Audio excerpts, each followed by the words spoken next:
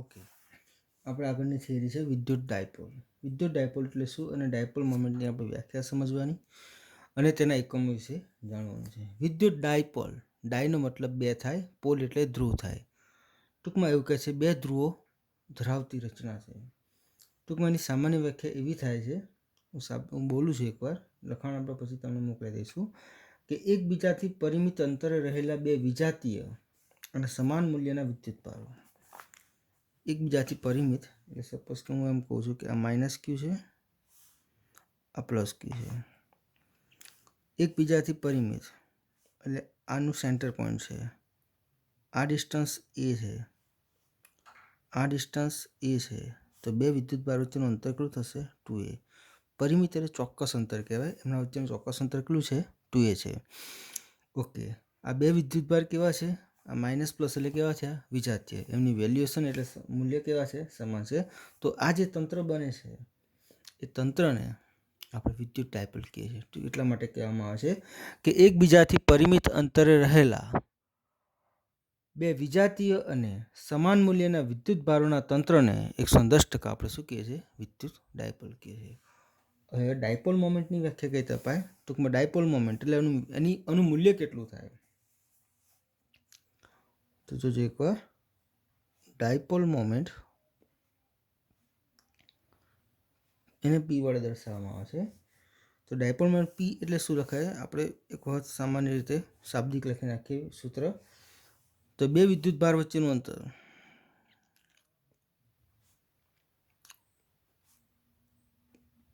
ગુણ્યા વિદ્યુતભારનું મૂલ્ય, અનુલોકે એવું થાય, સમાન થાય.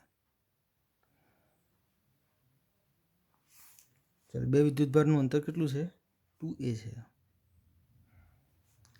ના શું છે? મૂલ્યનું ક્યુ છે. તો 110% એવું લખી શકાય કે P is equal to 2a into શું થાય? ક્યુ થઈ જાય. ઓકે, ટૂંકમાં હવે કહી શકાય ડાયપોલ મોમેન્ટ એટલે શું થાય? તો ડાયપોલ મોમેન્ટ એટલે ક્યુ, વિદ્યુતભારનું મૂલ્ય ક્યુ અને એમની વચ્ચેના અંતરના ગુણાકારને આપણે શું કહીએ છીએ? ડાયપોલ મોમેન્ટ કહીએ છીએ. આનું એકમ શું થશે? તો એકમની વાત કરીએ તો આનો કુલમ થાય.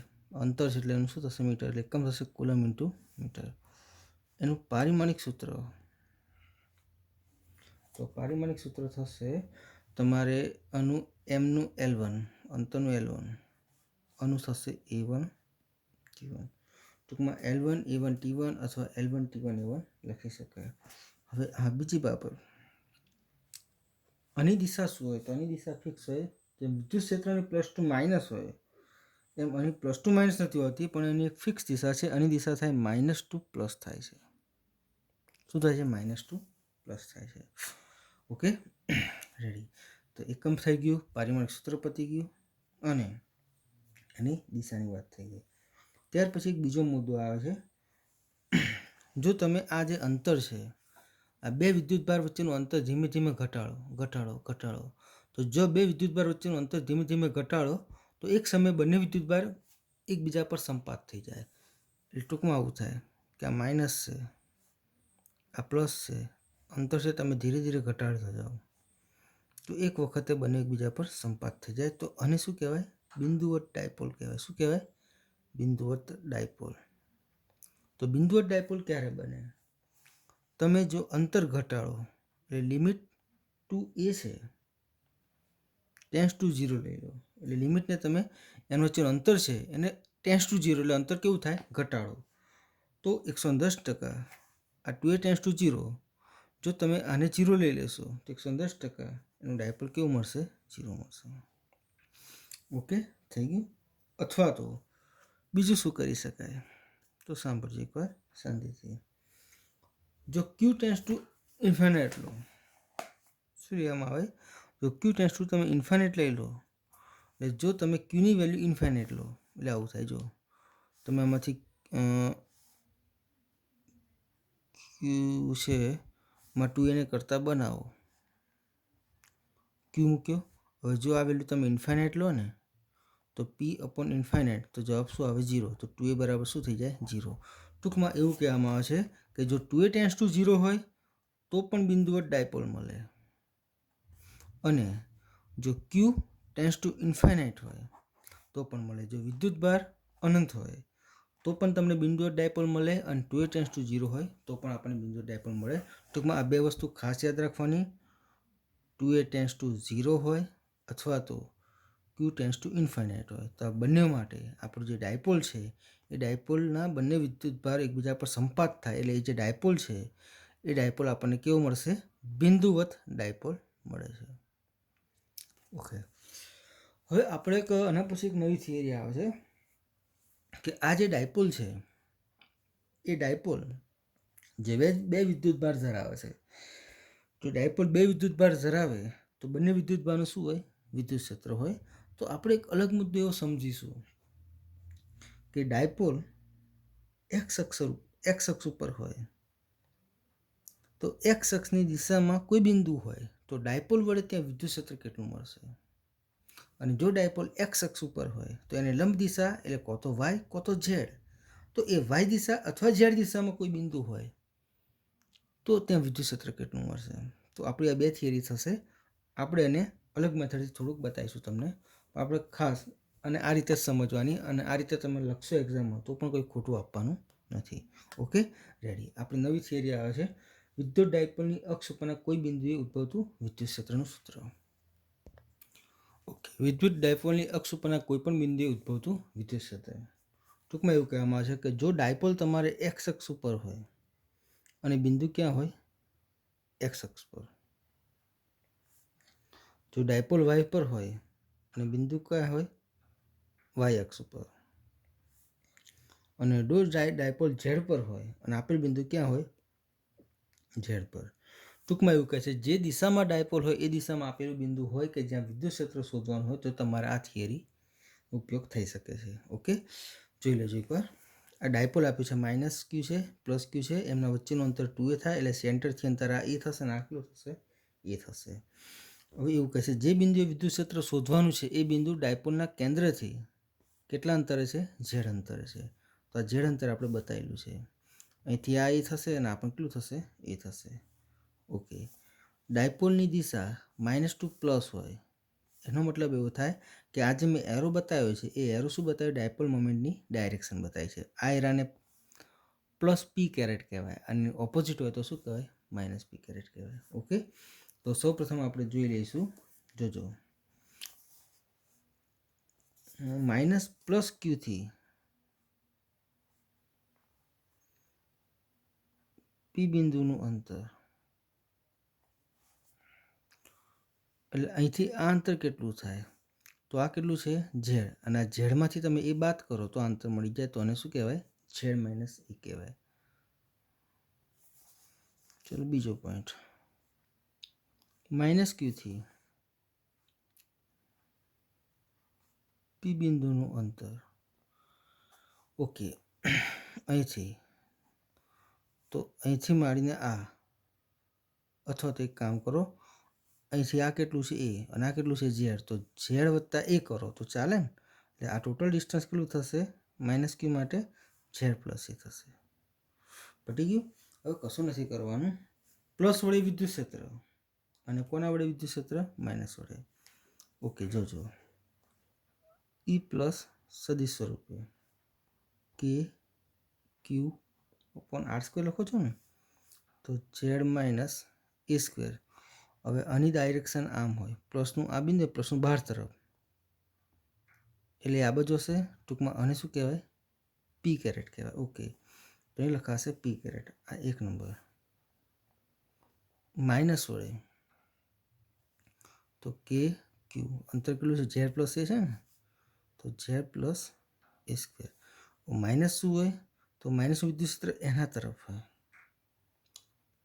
તો આનું અને બહાર તરફ, એટલે આ પી કેરેટની દિશામાં આવ્યું ને. હવે નીચે તરફ તો આની વિરુદ્ધ દિશામાં, તો માઇનસ પી કેરેટ કહેવાય. 110% માઇનસ પી કેરેટ લખી શકાય. પટી ગયું? હવે આ બેનો સરવાળો કરો તો તમને કુલ વિદ્યુત ક્ષેત્ર મળી જાય. તો જોઈ લેવાનું એકવાર, ઈ બરાબર ઈ પ્લસ પ્લસ ઈ માઇનસ, તો કે ક્યુ ઝેડ માઇનસ એ સ્ક્વેર પી કેરેટ. હવે આ જે છે એને મૂકી દો માઇનસ કે ક્યુ ઝેડ પ્લસ એ સ્ક્વેર પી કેરેટ. चलो कॉमन शून्य करशे तो के क्यू अने पेली बाजू पी कैरेट वधीशुं तो 1 minus Z minus A square ओछा 1 minus 1 upon Z minus A square ओछा 1 upon Z plus A square थई गयुं। ओके जोजो शांतिथी।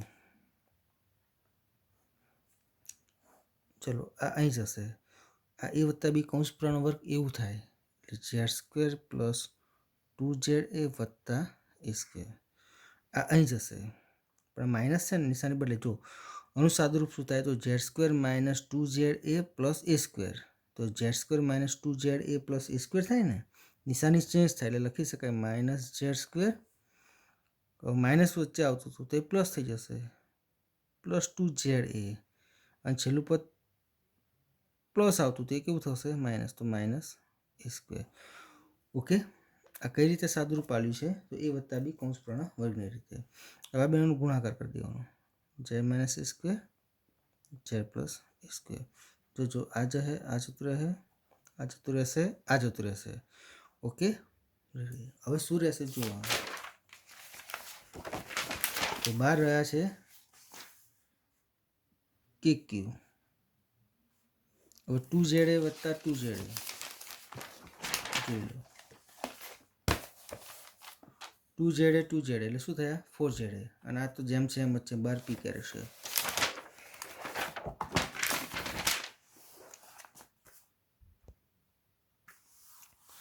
એટલે 4ZA હવે Z માઇનસ એ સ્ક્વેર છે અને Z પ્લસ એ સ્ક્વેર છે તો એને હું થોડાક વ્યવસ્થિત લખું જો Z માઇનસ એ સ્ક્વેર છે ને તો હું આ રીતે લખી શકું છું Z માઇનસ એ जेड माइनस है तो आ जेड माइनस ए स्क्वेर थी गयु। हवे जेड प्लस ए स्क्वेर है ने तो हूँ आम लखुं छूँ जेड प्लस ए अने जेड प्लस ए थी गयुं। हवे समझो एक बार आ करवा पाछळनुं कारण ई ना ई के क्यू आ 4 है ने अने 2 इंटू 2 बतावुं Z A P caret A minus B A plus B तो Z square minus A square ए रीते लखाय आ बी एवुं ज छे तो Z square minus A square. Okay जोजो हूँ हवे सेट करूँ छूँ आ 2 है ने एक बार लखी नाखुं छूँ 2AQ लखुं छूँ लख्या। ओके आ लखाई गया आ लखाई गया आ लखाई गया आ लखाई गया हवे शुं बाकी रह्युं के अने जेड तो आ के लखुं छूँ जेड लखुं छूँ। ओके आने स्क्वेर में लखी शकाय Z square minus A square I know square P carat तो ई बराबर 2 के ना के अने शुं कहेवाय डायपोल मोमेंट 2AQ एने पी कहेवाय 2KPZ P caret upon Z square minus A square एनो शुं थशे स्क्वेर थशे। तो एक आ रीतनुं आपणे सूत्र मळी शके। ओके हवे एवुं कहेवामां आवे छे सांभळजो एकवार शांतिथी कि जो कदाच जो तमने कहूँ कि आ जे अंतर है झेड अंतर जो आ झेड अंतर आ ए करता घणुं मोटुं होय घणुं मोटुं एटले अवगणी शकाय एवुं कि जो आपेला बिंदुनुं डायपोलना मध्य केंद्रथी अंतर है ए झेड मोर ग्रेटर देन डायपोलना केंद्र से विद्युत भार वच्चेनुं अंतर होय एनाथी बहु मोटुं होय तो झेड मोर ग्रेटर देन ए होय तो एने अवगणता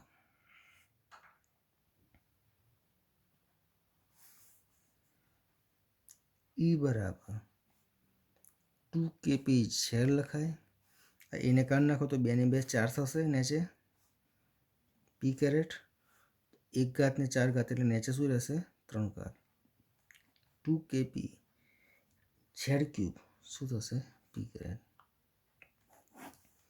ओके तो आवुं एक महत्वनुं सूत्र आपणे मेळवी शकाय। आ कोना माटे छे डायपोल जे अक्ष उपर लीधो होय ए ज अक्ष उपर डायपोल तमे जे अक्ष उपर लीधो होय ए ज अक्ष उपर आपेલું बिंदु होय तो आ जेड एने डिस्टन्स कहेवाय डायपोलना मध्य केंद्रथी અહીં લખું છું जेड ए डायपोलना મધ્ય કેન્દ્રથી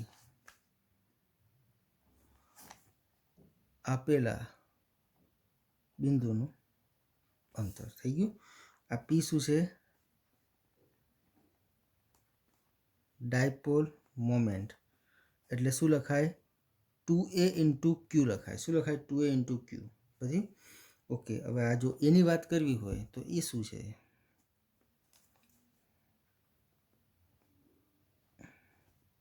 ડાયપોલના મધ્ય કેન્દ્રથી વિદ્યુત ભારનું અંતર. ઓકે, તો આપણે આજે જે થિયરી શીખી ગયા બહુ મહત્વની થિયરી હતી. ટૂંકમાં એવું કહે છે, કોઈ તમને કહે કે ડાયપોલ વાય અક્ષ ઉપર છે અને આપેલું બિંદુ વાય અક્ષ પર, તો આ થિયરી. ડાયપોલ ઝેડ અક્ષ ઉપર છે, આપેલું બિંદુ ઝેડ અક્ષ પર, તો પણ આ થિયરી. ડાયપોલ એક્સ અક્ષ ઉપર છે અને આપેલું બિંદુ એક્સ અક્ષ ઉપર, તો પણ થિયરી કઈ આવે? આ થિયરી આવે. ઓકે, તો અને એક શાંતિથી આપણે સમજીએ કે સપોઝ કે એટલે આમાં આવું હોય, સમજો કે ધારો કે આ ડાયપોલ છે, એ બિંદુ આમ છે, તો પણ આ થિયરી.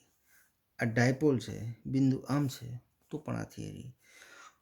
ડાયપોલ આમ છે અને બિંદુ આમ છે, ટૂંકમાં જે અક્ષ ઉપર ડાયપોલ છે એ અક્ષ ઉપર બિંદુ હોય, તો આપણે આ થિયરી વાપરી શકીએ છીએ. ઓકે, કાલે આપણે બીજી એક થિયરી છે કે ડાયપોલ જે દિશામાં હોય એની લંબ દિશામાં જો આપેલું બિંદુ હોય તો સૂત્ર કેવી રીતે મળે, એ થિયરી આપણે કાલે જોઈશું. અને કાલે એક એક્ઝામ્પલ આપણે લઈશું ઉદાહરણનો, અને એક તમને એક્સ્ટ્રા એક્ઝામ્પલ પણ કાલે ઘણું આપશું.